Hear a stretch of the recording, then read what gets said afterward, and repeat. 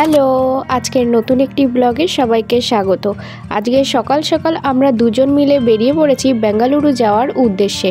আমরা কী জন্য যাচ্ছি, কেন যাচ্ছি দেখতে হলে অবশ্যই সম্পূর্ণ ব্লগ ভিডিওটি তোমাদের দেখতে হবে। আর বাইরের ওয়েদারটা দেখো কি সুন্দর, মনোমুগ্ধকর। আমরা এখন রয়েছি এসএমভিটি বেঙ্গালুরু স্টেশনের বাইরের দিকটা এটি। আর বাইরে থেকে পরিবেশটা খুবই সুন্দর। তোমরা যারা বেঙ্গালুরুতে থাকো দেখলে তো বুঝতেই পারবে। আমরা এখান থেকে চলে যাব আমাদের গন্তব্যস্থলে, আমরা যেখানে যাচ্ছি সেখানে। আর বেঙ্গালুরুতে আসার পরে বুঝতে পারছি এখানকার ওয়েদারটা কতটা সুন্দর। এখান থেকে আমাদের জায়গার টেম্পারেচারটা একটু বেশি, বাট এই জায়গাটার টেম্পারেচার খুবই কম। আর এই লোকেশনটা তো তোমরা দেখলে চিনতেই পারছো, যারা বেঙ্গালুরুতে থাকো তারা চিনতেই পারবে। আর সকালের ব্রেকফাস্ট ছিল ইডলি, সাম্বার, ডাল। আর এতগুলো বেলুন দেখে এতক্ষণে বুঝেই গেছো যে এখানে আজকে কি হতে চলেছে। অ্যাকচুয়ালি এখানে একটা ছোট্ট বাবুর রাইস সেরেমনি অনুষ্ঠান আছে, তো আমরা সেই উপলক্ষে এখানে এসছি। এখানে একটা অন্নপ্রাশন আছে, না আমাদের কোনো ইনভাইটেশন নেই, আমরা এসছি একটা ফটোগ্রাফি দিদিভাইয়ের ইনভাইটে। সেই দিদিভাইটা এই অন্নপ্রাশন উপলক্ষে ফটোগ্রাফি করবে, আমরা তাকে অ্যাসিস্ট করার জন্য এখানে চলে এসেছি। তার নাম বলি সুপর্ণা নাথ। সুপর্ণাদি হচ্ছে খুব ভালো ফটোগ্রাফি করে। তোমরা যারা যারা ফটোগ্রাফি করতে চাও বা ফটোশ্যুট করাতে চাও অবশ্যই ফেসবুক থেকে তোমরা তাকে দেখে নিতে পারো বা তার সাথে যোগাযোগ করে নিতে পারো। আর একটা কথা বলি, আমি কিন্তু ফটোগ্রাফির বুঝি না। আমি প্রথমে আসতে চাইনি, তারপর সুপর্ণাদি বলল না অনেক কাজ আছে, গুছিয়ে দেওয়া, এটা ওটা সেটা করা, তো সেগুলোর জন্য হেল্প লাগবে, না আসলে হবে না।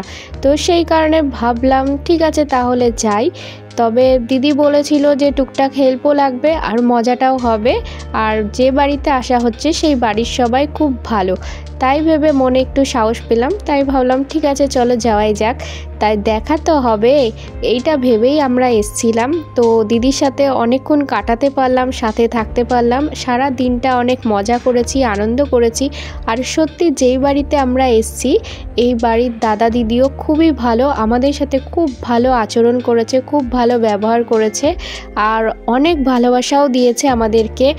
আর আমাদেরকে না খুব ভালো ভালো খাবার অনেক ভালোবেসে খাইয়েছে, মানে মন একেবারে জুড়িয়ে গেছে এই রকম আর কি। আর তার সাথে এই যে ডেকোরেশনগুলো দেখছো এই বাড়িরই দিদি খুব সুন্দরভাবে নিজের হাতে সাজিয়েছে।